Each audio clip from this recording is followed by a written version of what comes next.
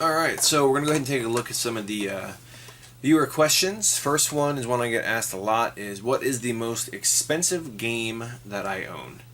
And that by far would be this little guy right here.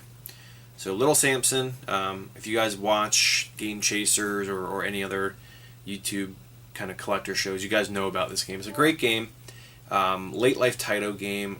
When I got it, it wasn't worth what it is worth today. I want to say now it's close to $1,000 loose, complete.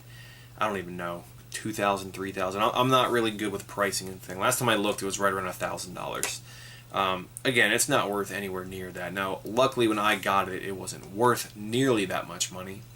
But I was lucky. There was a local game store that had just opened up looking for stuff. This got traded in. I literally traded in probably, I don't even know. I traded in 4 or 5 PlayStation 2s, a bunch of NESs, but pretty much all of my duplicate consoles, games.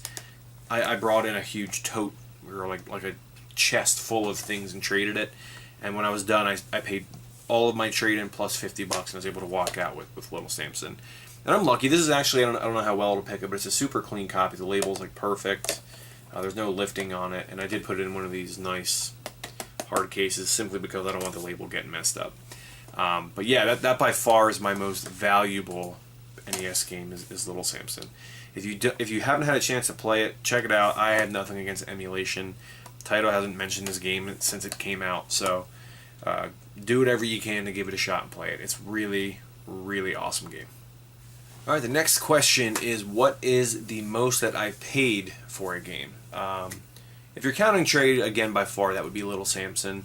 When it comes to buying games, again, I'm kind of cheap when it comes to it. I have a lot of stuff, but my big thing is I'd rather trade a bunch of stuff. If I've got extra copies of games someone's looking for, I'll trade it in for store credit, or I'll trade a bunch of games to somebody who has an NES game that I want. I try to not spend more than $100 at a time, plus or you know, with trade. So if I have $300 worth of trade, I'll do that plus $100. Some games that I know that I paid $100 for, I think, are Snow Brothers. A local friend had that. I gave him $100 for it back when it was worth about $100. But my cap on cash for a game is about $100. And I know that's cheap, but that's kind of what I try to do. Alright, the next question is one I get asked a lot, and it's pretty much impossible to answer, but what is my favorite NES game that I currently own? I can give you some of my favorites, but there's no way that I could absolutely pick a favorite. Some of my favorites by far would be Castlevania 1, Tecmo Super Bowl, Mario Brothers 3, RC Pro-Am, Mega Man 2. There's just so many great games on the console. But I'd say, you know, I would need definitely more time to kind of answer this question. But those are the ones that I play a lot. There's just so many good games on this console to check out. I always tell people there's about 100 really, really good games. Let me say it this way. 100 good games, 50 great games on the NES. And I know there's over 700 games total, but 100 of them are good, 50 of them are great. Alright, so the next question that came in was, why do I display them the way that I do? And I think what the viewer meant was, why do I put them sideways, kind of like this?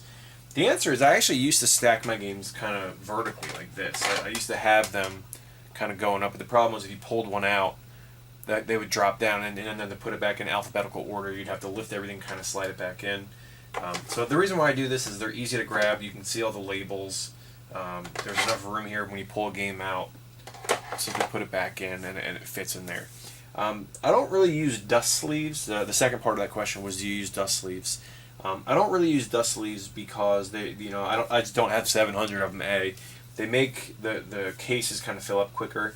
My games that are valuable, that are expensive, so for example games like Bandit Kings of Ancient China, pretty valuable games, so what I'll do is I'll leave like a plastic sleeve on it, or if I have a dust sleeve I'll use that. So I'm not against them, they just take up a lot of space. These shelves are actually, I don't even know if they make them anymore. They were at Walmart. They were multimedia shelves. They were like $20 or $30 a piece, really cheap. I had like 6 or 7 of them, but it turns out I only needed the 4 to fit the full set, and because I had the extra shelves, the little middle pieces here, I had extra, so it kind of worked out to an even number that I could use for that. But that is why I display them the way that I do. Alright, so if you've made it to the end, congratulations. I appreciate you guys sticking around. This is a much longer video than I normally do. It's a lot more editing than I normally do, so I hope you guys appreciate it. I do want to say thank you for everybody who asked questions, for everybody who tunes in, for all the subscribers. As always, if you have any questions or there were some questions that you want to know the answers to that didn't get answered, please feel free to ask in the comments. And I always request that you guys let me know what you think. Do you like it? Do you not like it? Thumbs up, thumbs down. As always, like, subscribe, comment, and we will catch you guys on the next one. Don't know what we're going to be working on yet, but it'll be something cool. Thanks for watching.